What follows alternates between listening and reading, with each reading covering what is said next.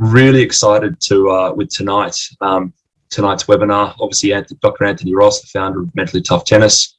I think it's a great opportunity. Obviously, I mean, first of all, Anthony's background. I mean, he's one of the leading sports psychologists around the world. He's a former pro player, played at Wimbledon, top 150 as well on the tour. He's worked with many of the world's best. I mean, from pro players, guys like John Millman, Jason Kubler currently, as well as a lot of the leading academies in Spain, I think in Asia as well, in the States as well, working with North Carolina, the number one NCAA team. Just really, really excited to have you on tonight, Anthony. Thanks, Luke. Yeah, good to be here, mate. Yeah, and I mean, for me as well, I've known Anthony now, so having to think about it, I've known you for 27 years, mate, and it's something tonight what we're going to talk about is something that I don't know too much about either. Obviously, Anthony's been through some really, I guess, tough times, mate, in what you struggled with personally, with some brutal health issues. I know with your background, first of all, as a sports psych, as well as your background as a professional athlete, as a tennis player, I mean, there's so many key things that you've learned to help you get through that. And I mean, I guess for those that don't know, the illness that Anthony had, it was brutal. I mean, I know we're all in lockdown. I think that's why it's so relevant tonight. What are we now? We're entering our 9th week.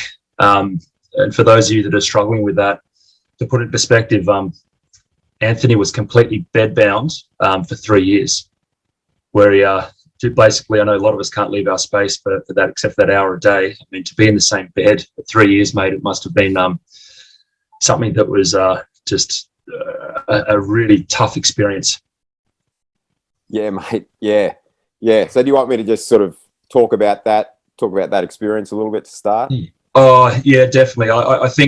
I think also too, before we sort of dig into it, probably going through a little housekeeping tonight. Okay. First thing, we definitely want this to be interactive. So again, encourage you guys to leave your videos on if you do wish so. If there are any questions, please, obviously you can see the functions down the bottom here. Please fire away some questions in the chat. There will be a Q&A at the end, so you can ask some questions to Anthony, so just write it through there. And we'll also be running some activities throughout the session. So yeah, really, really keen to get started. But yeah, probably, I mean, mate, I think probably the first thing is if you tell us more about the illness and what you went through, because I know I'm talking about 3 years of bedbound. I know for what was it, over 500 days where you couldn't even speak, mate. Yeah. So basically, it was late 2015, and really to start, I mean, my life was good. I was doing sports psychology and engaged to be married and healthy. I hadn't been to the doctor for probably years, and I was doing a lot of running at the time, and I actually was running with my wife, and usually we would run, and I'd run out further than her and then try to catch her on the way back. But on this day, like, I couldn't run any faster than her. That's the first thing I remember. And we sort of joked about it at the time, just thought, well, what's going on? And a couple of days later, I was actually going to go and do a tennis session in the morning, and I got up and I literally couldn't walk across the room. And within a few hours, I was getting convulsions and I was in hospital within a couple of hours, and no one really knew what was happening. And it was, the main thing was just this incredible weakness that I'd never felt anything like as the main symptom. And over the next few months, I basically was so weak where I could walk maybe 20 meters, but if I wanted to go any further, I had to be in a wheelchair. That was really the main experience of it. But I also was getting other symptoms within my body, like really strange stuff. Later on, as it turned out, I learned more about the autonomic nervous system, which is the system that controls our automatic, unconscious systems in our body, like blood flow, heart rate, temperature control, the ability to control temperature, and lots of other stuff. And so that was my experience for a few months, and I was starting to get a bit better, but I decided very sillily at the time I was sort of sick of not being able to do stuff, And I was going a bit better. I was able to walk further and so forth. So I thought, I love surfing, and it was Easter. And I thought, I'm just going to get in the ocean and try to have a little paddle around on the surfboard. And that was a bad move. Like, I got out in the water, and as soon as I tried to paddle, I just got in trouble. Made it back to the shore, but was literally just made to the shore and couldn't move. And from there I went downhill. And as you said, for the next sort of 3 years, it was pretty much till mid 2018. I got this. The muscle weakness got worse and worse. So it got to the point where, as you said, like I could completely bedbound, like not leaving bed for 3 years, not able to stand. In the end, not even able to sit up, because with this autonomic nervous system part of the illness, my body lost the ability to pump blood against gravity. So whenever I tried to sit up, I would faint, was part of it. And then, as you said, the muscle weakness, it was my whole body. So that included my diaphragm, and my diaphragm became so weak that I couldn't talk. So that was sort of at my worst, I think, something like a year and a half where I couldn't talk. And then if I tried, I had this, probably if you think about a normal energy level, I probably was on 1% of that.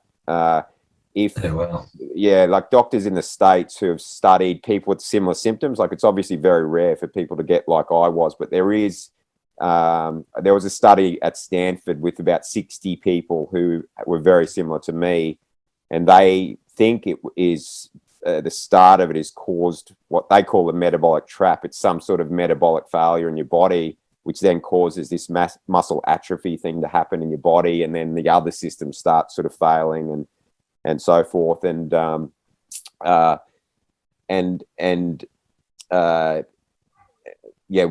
this idea of the metabolic trap,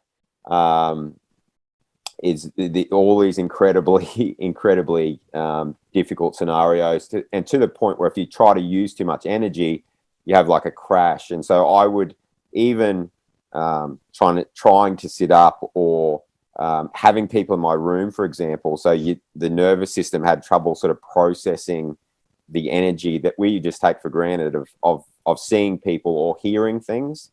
So like hearing a ticking clock, and things could be really, really difficult. And so anytime I went over this tiny energy boundary, you'd have this reaction. And what they discovered is your immune system has this massive immune system response.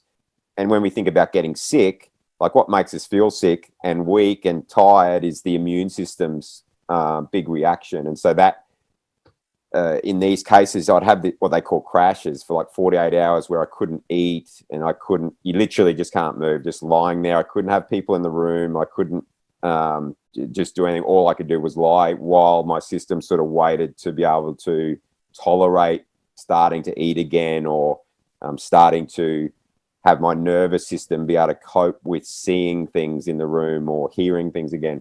So obviously it was, I mean, it's sort of unimaginable. Like it's nothing I could have imagined. And I was completely reliant, helpless. And as I was saying, like with doctors who treated in the States, the way they sort of described the people in this study that were similar to me, these doctors who got, because no one knew really what it is, and still to a degree don't know exactly what causes it, they talked about it being like a death-like state. That's the best way to I've thought about describing it, where you're literally like you're in a coffin. I was just like in a coffin for years without being able to talk, and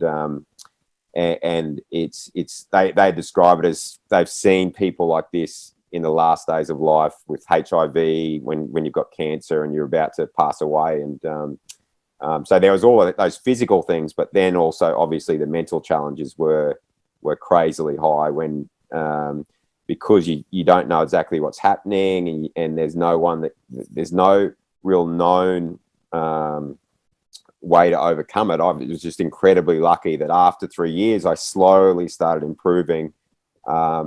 I slowly started getting better, and over like a period of, I think actually when I started working with you, some of the guys will remember Pat Flynn. I still wasn't able to talk at that point. Like Pat was really doing an awesome job with our business, and I would only communicate with Pat by text, and started actually in with meetings with you guys where I wasn't able to talk, but I was able to listen in and stuff like that. So so over a year I started to improve, and it was literally a process where over a couple of months I got to the point where I could speak a sentence, or I got to the point where I could start to sit up for a minute or so, and there were some bumps along the way. I remember I got some sort of infection, and I'd worked my way back to being able to talk again and talk a few sentences, but then I got an infection and I went back to not being able to talk again. I had to start again, and then and so forth, and just so it was really rough. And that's why when we talked about this, thinking about the lockdown conditions and so forth, and the challenges we face, we thought it might be helpful for me to chat about some of the ways that I coped, and I tried to apply my mental skills from tennis, actually thinking about how important tennis and my experiences in tennis and the skills I developed through tennis, and how I applied that stuff when I was so ill, and then, but also reversing that, right, and thinking about what were the skills that applied to that situation that apply to us in lockdown, but also apply in the same fashion on the court, because ultimately we face challenges in every area of life, and what I've found is that they're all very similar. To me, the core skills that we need to compete well in tennis, to overcome challenges in life, in the certain circumstances, you guys are now in lockdown, in overcoming any sort of challenges or difficulties in life. There's core skills that are really important to develop, and that's certainly what I applied. And we can have a chat about those. Well, even there, just to really, I mean, obviously that's a really great description of exactly what you went through. And to me, it's I think how sort of hearing a lot of people talk about how they feel trapped in their homes, and I mean, you're trapped in your own body there. I mean, and again, you're fully conscious of what's going on in your room. It's not like you sort of when you sort of said for 48 hours. I mean, I'm sure you're still coherent and aware of everything you're talking about. The sound of a ticking clock being enough to set you off. I mean, it's mind-boggling to think of how ill you really were. It's great to have you back. And with it, well, it's great to be back. And with it, like as people would experience in lockdown, right, or on the court when we were in the middle of a challenging match, like the mental challenges that come with that were immense, and all the the incredibly difficult, particularly for me, like the sense of helplessness, like being completely reliant on people, but more than that, like a helplessness of with people not knowing how to help you, and that's I'm sure helplessness would be a powerful thing that people are feeling within lockdown. But it's also, once again, if we're playing tennis, if I'm playing someone who's a hell of a lot better than me, it's easy to get sort of swept up and caught up in helplessness, where it's easy to not try as hard, for example, when we're caught up in that experience. So there's a lot of parallels. There is, and that's really probably my first big question there is, mate, how did you actually cope? I mean, obviously, what were the real sort of key things to help get through? I know we talked about it, and it's actually interesting. For guys, I actually had a webinar today with Tennis Australia, Scott Draper, one of my one-time doubles partner, who's the head of performance of Tennis Australia, had a lot of the leading coaches in Australia. We did it for 2.5 hours, and really the key message of today's webinar that Tennis Australia is trying to push is the importance of character. And literally that was what we really spoke so much about. And I think that's where today it just seems like there's a lot of parallels, obviously, what we discussed for lockdown, or what I've spoken about today. But that's really the first thing we see through sport. It really is a vehicle to develop your character. And it must have helped you really cope through this. I mean, it really is. It's not to sort of play it down as well. It's a life or death situation. You must have had some pretty dark thoughts along the way as well. Not being able to communicate like that. So I mean, that's really the first question. How did you cope? Yeah. So I really think of now and reflecting on it of four really main components. And for the guys that have been part of our work, as I said, it's really similar to the stuff I teach for tennis.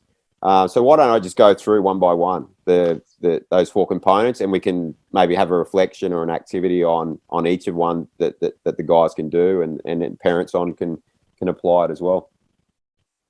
It sounds great. I think it's a really good opportunity. Yeah. So and what I'll do is I'll quickly, for those of you who are not familiar with the bus story, I think I'll quickly review the bus story, because this is a good way to sort of bring these skills together.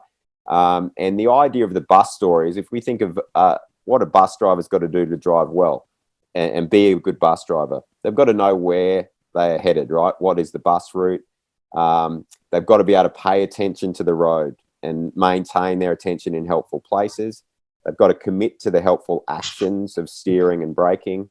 And then they've got to respond well to any difficult passengers that come on the bus. And so these are sort of four components. And so when we think I think of what I did and how we can apply these, the responses to any challenges in our life. I think with this story, we think about ourselves as the bus driver. And the first thing is this idea of we've got to connect to a purpose. So that really, for me, in those times, I really thought a lot about a big drive for me was like how I sort of dreamed of one day being able to repay people who kept me alive, basically, and both physically but mentally, like my family and my wife and my friends who were just who literally kept me alive physically and helped me stay sane mentally through texting and so forth. So it's a really powerful purpose there, mate. Got to say that. Yeah, absolutely. And for myself too, I had a purpose of I just dreamed of. I really spent a lot of time dreaming of being able to walk again or talk again or being able to. It is all sort of relative. I dreamt in those times of being able to go into another room or go to other areas of the house, for example, or stuff like that. So, and so that's the first thing. So the question in terms of the activity, we can do a really helpful reflection, and you can apply this to anything. If you're thinking of tennis, you can think of tennis. If you're thinking of lockdown, you can think of that. If you're a parent and you're thinking of how you parent, you can apply it to this, which I certainly do now as a parent.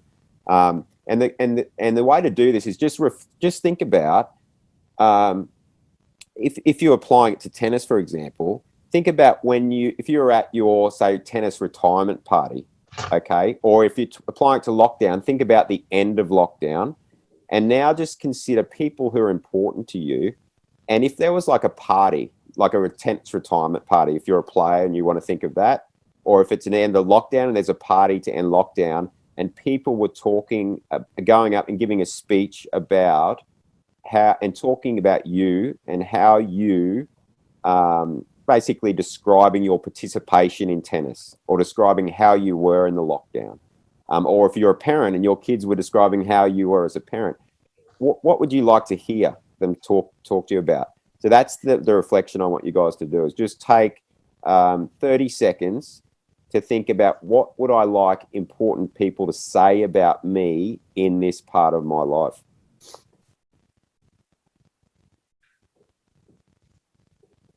How would I like them to describe my participation or my behaviors in this area?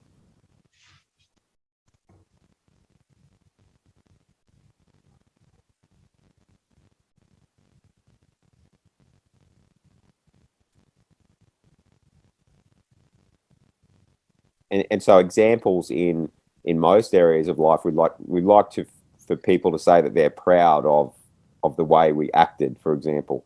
And so that in itself, if you think about those descriptions, it gives us a real foundation of the things that we value about what we're doing. And when it comes to purpose, that's a great thing, right? The more we're connected to our values of what guide our behaviors, the more motivated we're going to be to act in ways that are helpful in that situation. And so that's a really important starting point. I think when I think of the bus story, it's like, where am I trying to drive the tennis bus? What is important to me about my tennis participation? What is important to me about how I try to respond to the lockdown and so forth? So that's the first step. I like that one. I like that one, Rossi. For me, it was I was just doing your exercise, and just first thing was positive and enthusiastic, making the best of the situation, still finding ways to improve yourself and those around you. I think it's a really good way to start thinking, where you're thinking outside yourself and outside the troubles that you may be in. Yeah, and that sort of, it leads into the second one. So with the bus story, I think of the idea of attention. Like, the bus driver wants to maintain attention on the road, right? And so in tennis and in life, when we're faced with challenges, what's really important, and what I did I spent a lot of time trying to regulate my attention. So, like, noticing when I naturally started getting caught up in the difficult thoughts and feelings, and basically continually trying to bring my attention back to the present, or work on my attention, what I was paying attention to in different ways. And this is super important. Like in tennis, when we are not competing effectively, for example, and we're not acting with good character, then usually it will be because we've started to get caught up in, like, our difficult, uninvited thoughts and feelings, right? It's a part of tennis, it's a part of the lockdown, it's a part of life, and and so that's what I did a lot of. And so the activity I'd like to do is just an attention regulation activity, and we'll just do I'll just progress through a couple of different examples of this, and this is exactly the type of thing that I did when I was ill. And the first thing I'd like you guys to do is just really basic. I just want you to choose to pay attention to your breath, okay, for the next minute. Let's see if we can just notice our breath. The second part of this, though, is to see if at any time you start to notice your attention wandering onto other things besides your breath. Maybe you'll start thinking about what you're going to do after this workshop. Maybe your mind might start commenting on the activity itself, okay? So just notice your breath, like the air coming in and out of your mouth or nose, or maybe you notice your stomach rising and falling. See if you can just aim and maintain your attention on your breath for the next minute. Let's go.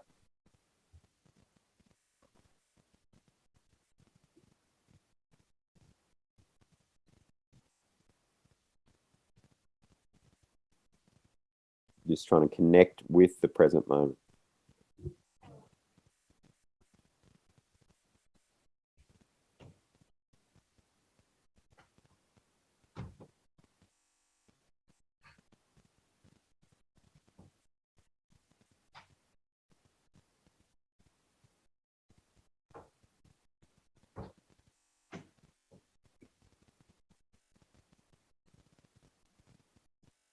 Get 30 more seconds.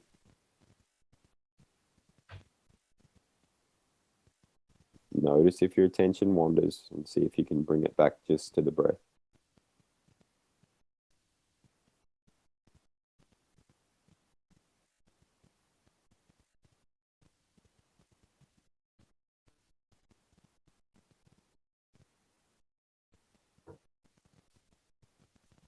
Okay, stop there.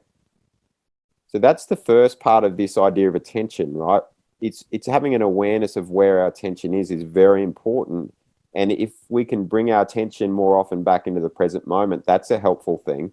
And then when we do that, there's other ways that we can try to sort of regulate our attention and what we're focused on, once again, in tennis, in life, during challenges. Now, when we're faced with challenges, when I was faced with that challenge, what I did a lot of was, because it was so natural to get caught up in the difficulty of it. And if you think about the lockdown at this point, the same thing. Like, if you were to watch your own thoughts, you're probably having a lot of difficult thoughts show up, right? That you'd rather it end, and the helplessness and so forth.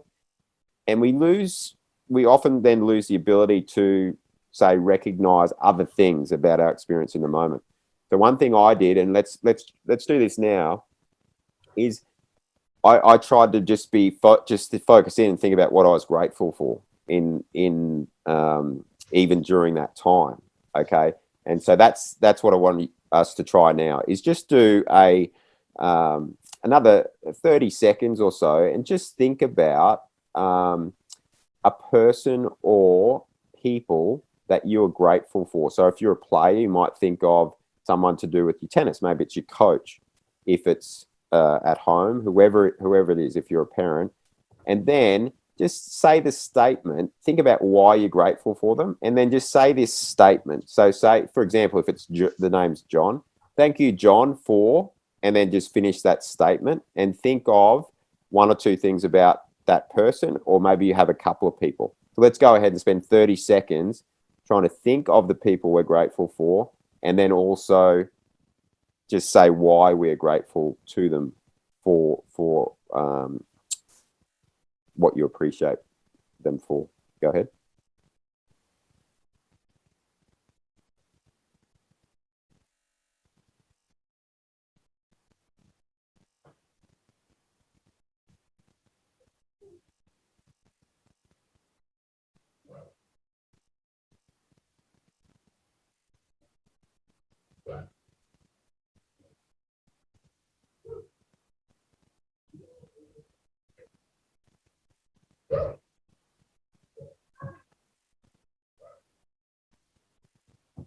Okay, let's stop that one there. And then the last example I want to use for this idea of how we can regulate our attention is, typically in tennis, we can get very self-focused in matches, and in life as well. We can find that if we were to notice our own thoughts and where our attention is, often it's going to be on ourselves. And so once again, when I think back to what I did in terms of my attention, I would purposely try to spend time where I'd put my focus on others, and I would just spend a lot of time thinking about others and basically wishing others well, or sending good wishes to other people. And so it's a really good activity to do when we're faced with challenges, is to just practice placing our attention outside of ourselves, because we so easily get caught up in our own thoughts. So same thing. Let's go ahead and just spend 20 to 30 seconds picking someone that we want to wish well to. So we're going to focus our attention, and let's just say, think of your person, and then just a couple of times, just think as the statement like, may you be happy, or may you be healthy. So we just try to describe what you are hoping for them in this moment. If you're a player, maybe you think of someone, one of your teammates, or one of your training partners. Okay. If you're at home, just choosing anyone. So let's go 20 or 30 seconds, trying to practice placing our attention on someone else and wishing them well.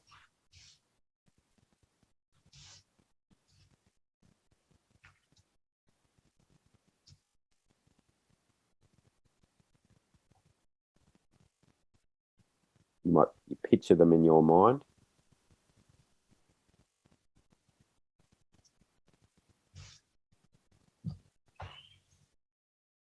Okay, let's stop there. So they're all different examples of how we can regulate what we are paying attention to in each moment, and it's an incredibly important skill in whatever we are doing. So that's that second component, right? So we've talked about. Before you move on, Anthony, I think it's obviously, I know we've spent a bit of time with that. It's something Novak Djokovic talks about quite a lot. I know for those that don't really know that, I mean, you're obviously a lot more qualified to talk about it than I am, but it's he talks about spending how many minutes is he does it every day. Well, he wrote in his book 15 minutes a day. He's doing attentional activities. Yeah. Just really, it is really important. And even the idea of having been through some of those exercises. And again, I know when you're doing this sort of notice your breathing, my son's playing the perfect foil, because I could hear him knocking at the door, trying to get my attention and trying to bring it back, because it's so natural, isn't it, to lose our attention and find ways to just come back and center yourself. And again, whether it's in lockdown or whether it's during a match, because it is such an important concept, isn't it? Such an important part of being a mentally tough competitor. Yes, usually it's a skill of awareness, of noticing where is my attention now? What am I focused on? Or what thoughts am I getting caught up in? And the ability to pay attention, notice, and then bring our attention back to the present and focus on helpful things in the present is just such a vital skill. So, Yes, yeah. definitely. So that's the attention part. And then the once again, if I think back to my illness, the third component, if I think of the bus story, it's the actual actions, right? The bus driver, it's not enough just to know where they want to drive. It's not enough just to pay attention to the road. They've got to commit to the actions that drive the bus. And so this is what I would call committed actions. And what I did was I'd split my day up into, because I couldn't talk and I was in that state, I could still use the computer. And I was actually very lucky that the muscles that were least affected for me was my arms and hands. So I could spend like a couple of hours a day still like typing, for example, and so forth. So, but I split my day up in terms of committed actions into researching. So I did a lot of research into trying to help myself. And then I did a lot of these attentional activities and so forth, like regulating attention and visualizations and stuff. So the idea of committed actions is, if we're thinking about tennis, is what are the actual actions that I need to commit to that increase the chance of success, or increase the chance of my circumstances, or improve my skills if it's a practice session. If we're in lockdown, it's what can I do? Like, what are the actions that can help me make the best, as you talked about, make the best of this situation? And so here, let's just do a quick reflection once again on if you want to focus on tennis, if you focus on, well, when you are in your practice, what are the actions that you're working on with your coach that you need to commit to that best help you improve your skills? Or if you're in a match, what are the processes or actions your coach talks to you about having to commit to point by point? If you're a parent and you're thinking about lockdown or you're thinking about some other challenge, just do it. Let's just do 30-second reflection. What are the actions, one or two actions that you can commit to that help you respond well to the situation? Let's go ahead on that one.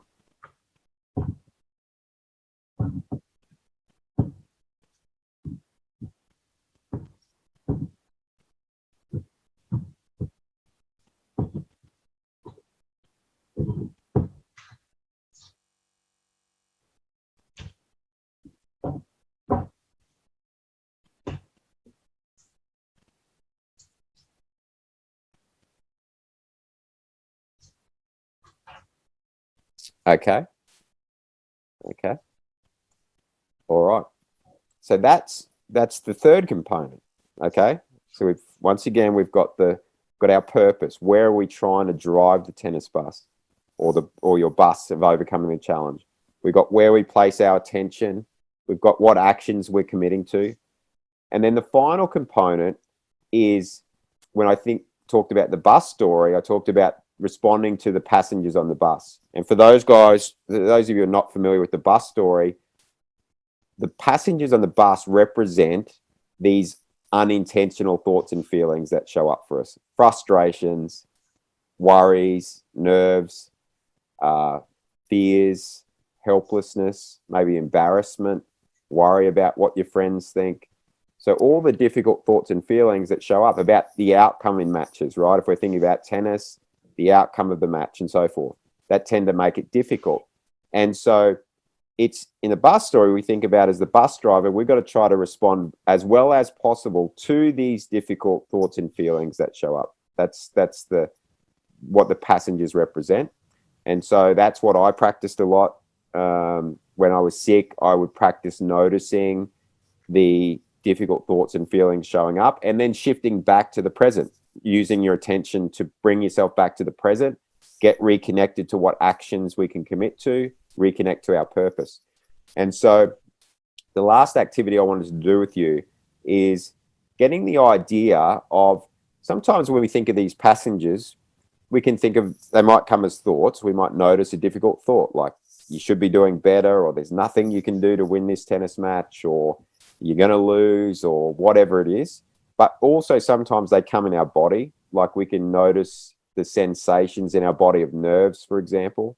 But you might notice the frustrations in your body to do with the lockdown and things like that.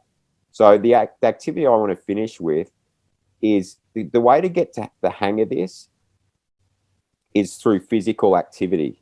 And so what I'd like you to do is to choose either a simple activity like holding your arms out in front of your body, or if you're more active and you want to do something harder, if you're a player, you might do like a sumo squat or something like that.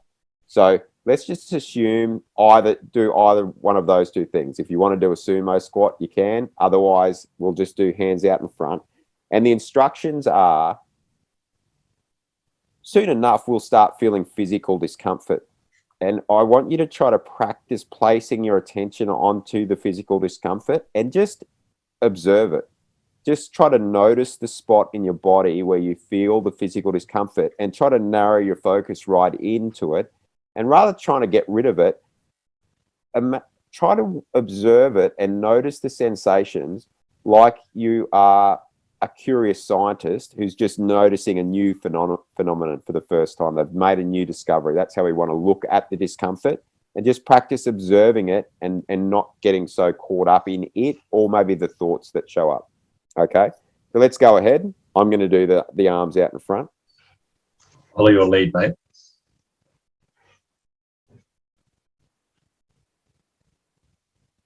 So as soon as we start noticing the sensations, I want you to try to concentrate on them. Observe the sensations in your body.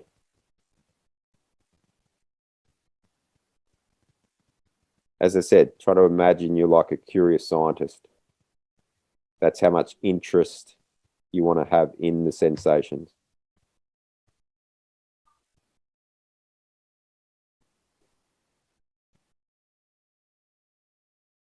And as the sensations get a bit more intense, try to narrow your attention right in to the spot where you feel the most notably. And just really just pay attention, observing, trying to be open to the sensations being there.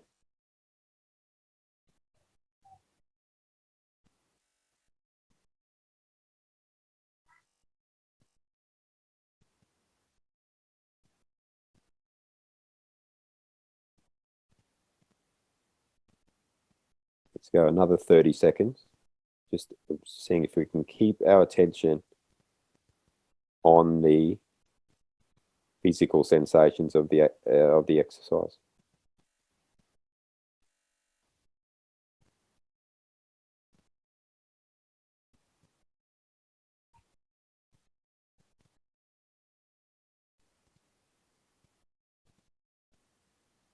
Go 10 more seconds. Just really focus in, noticing.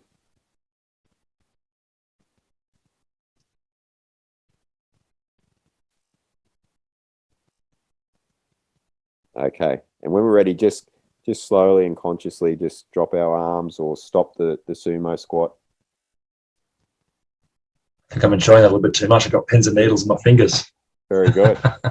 Yeah.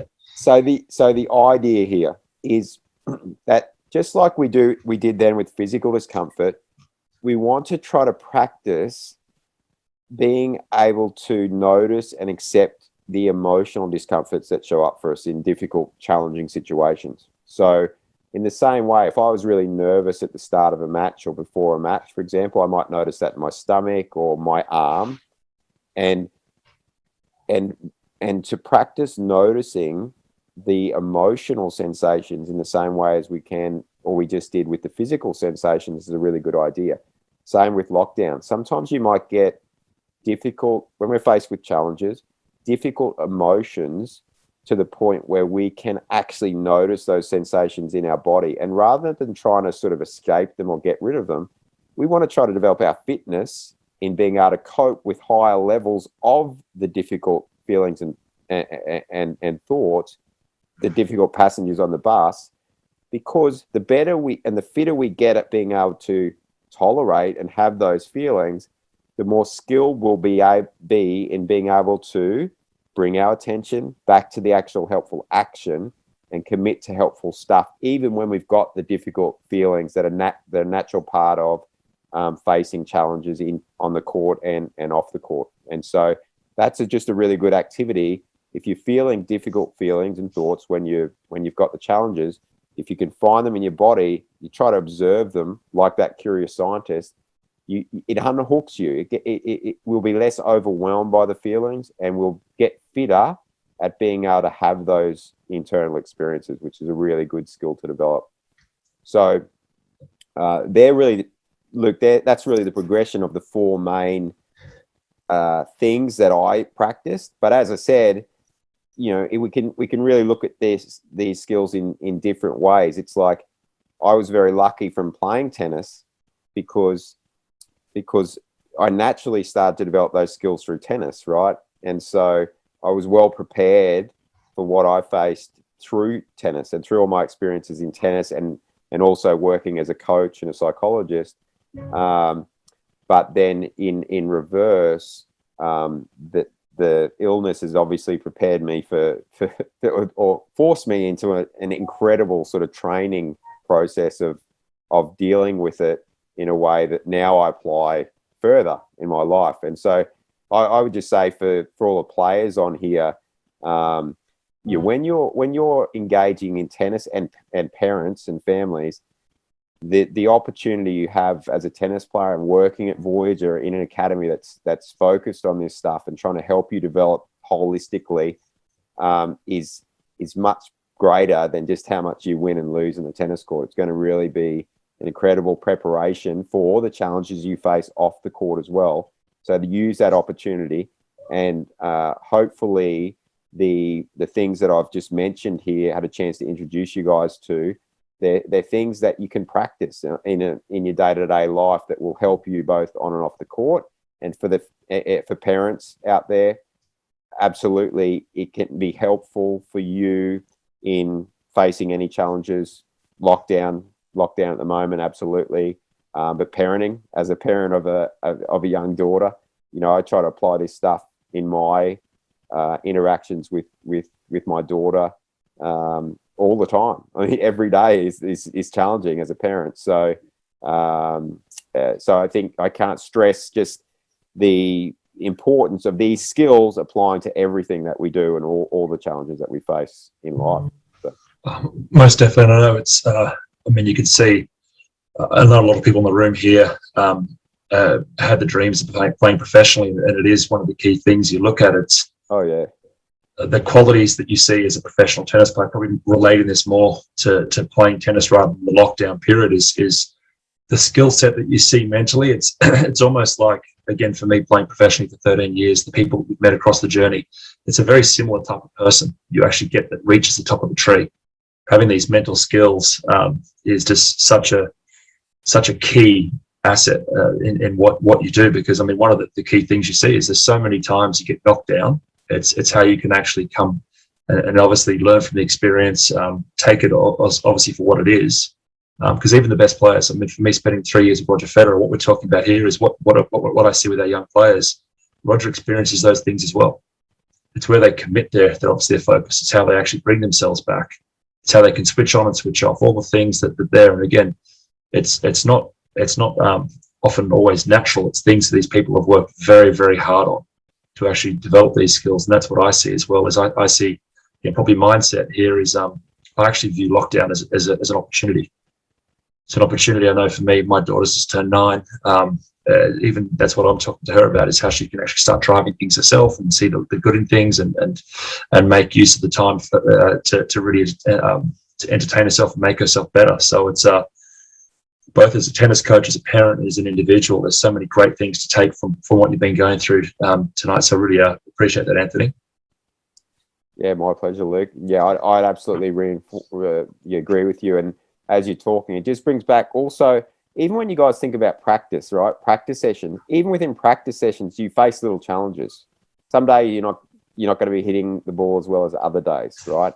And so the frustrations and so forth that come up just in a normal practice session, these skills very much apply to that. And ultimately, like Luke said, if you think about the players that reach their potential, one of the key skills is the ability just to, in each practice session, consistently commit to things that help them improve, right? And so how good you are at that skill, which really requires the basic skills that we talked about tonight, is just knowing why you're practicing, what you want to get out of the session, being clear on what are the actions you're working on to improve, noticing where your focus is and attention is, and then responding to the mental challenges that show up along the way.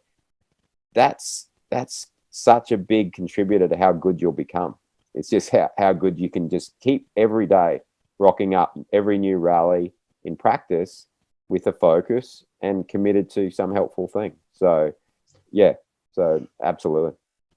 Most definitely. I heard a really good one recently saying that, what is it? A black belt in karate is a beginner that never gave up. And it's literally the same thing in tennis, isn't it? Where it's a professional tennis player is a beginner that never gave up. It's just these concepts, which is just so important. Yep. But probably, again, I'd ask you probably this last question. And again, do encourage everyone, if everyone does have any questions, again, use this opportunity to fire away to Anthony, because there is some amazing, obviously, experiences to learn from. But what I'd ask you, Anthony, is were there any final takeaways that you encourage players and parents to really keep in mind through your experience? Again, linking it back into this lockdown, are there any things that you encourage them to really take away?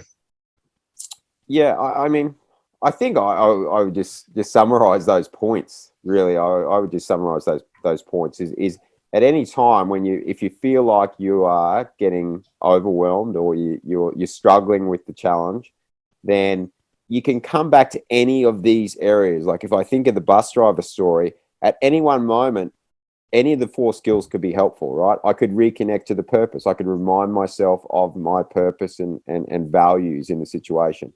I could check in on where my attention is and notice, have I been caught up in the difficult stuff, and can I bring my attention back to the present? I could remind myself and, like you said, check in on what are the actions that are in my control that could be helpful. And finally, I want to keep also just checking in and check in. Am I getting caught up, what I call listening to the passengers? Am I starting to act based on the difficult frustrations or helpless feelings or whatever? And if I can notice that gives me a chance then to shift back to the driver's seat and gives me a better choice in how I respond to the challenges in the moment. So I guess my takeaway is try to remember the bus story and think of you as the bus driver in any situation, and in any moment you can connect to any of these 4 skills, which should be helpful. So yeah, fantastic. No, really good. I know I'm too obviously conscious of a lot of you guys spending a lot of time on screens through your schooling. So no, really fantastic insights there, Anthony. Really appreciate it. We have missed you this term. Obviously lockdowns prevented you coming out, but one of the things too, probably take this opportunity too, is Anthony does consult individually as well. So if anyone does want to, Anthony has a really good foundations program. I know some of our athletes are working on with him individually, as well as obviously how he works with the academy players out at Olympic Park. So if anyone's interested in any more information, what I'd say is if you want to fire through an email to me at luke@voyagertennis.com, I'm happy to really pass on more information and connect you if you are interested, because it's you looking at this period for me with lockdown. Like I'm actually, and I know we're not all in the same boat here. It's one of the things, some people are having more access, some people are locked up in their LGAs, but it's an opportunity to really improve yourself in different areas. For those that are on the court, again, really encourage you to look at it as the ultimate pre-season training, where there's no tournaments there anywhere. So if there's any sort of major changes, you can look to use, but really look to use this time to better yourself with that old mantra of getting better every day in every possible way. I think it's a really important time. So if anyone does want to reach out and connect with Anthony, I'm happy to do that. So unless there's any final questions or final thoughts from you, Anthony. No, yeah, enjoyed seeing you guys. Yeah, really disappointed I couldn't make it down for the Olympic Park Players this term. Hopefully, we'll get a chance in term 4. So, really hoping to be able to visit in term 4. So, yeah, fingers crossed. So fingers crossed. yeah. So again, thanks everyone, guys. Thanks so much for tuning in tonight. And again, yeah, we hope to see you all soon. But it's nice to see you all out here tonight. And yeah, take care. Cheers, guys.